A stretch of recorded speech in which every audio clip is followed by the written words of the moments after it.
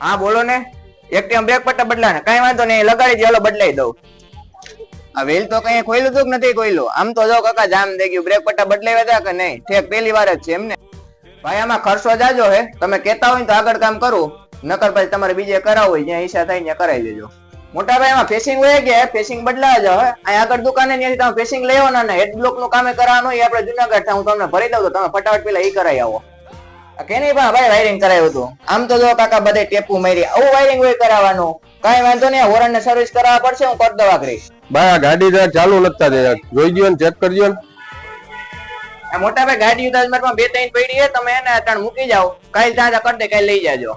એલા ઓલા ગાડી નું કામ તે કર્યું હતું, હારા એના બોલ વ્હીલ ના ઢીલા રાખી દીધા હતા. કાલ ફરિયાદ કરતો કામ મારો ભાઈ કરવું હોય તો હરખું કરજે, નકર કાલ થી રજા મોયો જાજે.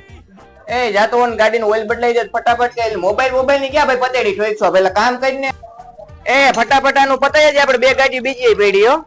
તમારા આપણે કેટલા બધા આપણે લેવા નથી, ઘરના છો, હાથ લઉં છું બીજા 5 થી 6 દઈ દો તમે. ના ના કાંઈ મારા ભાઈ વધારે નથી, તમે ઘરના છો એ જ ભાવ તમને કીધો હે.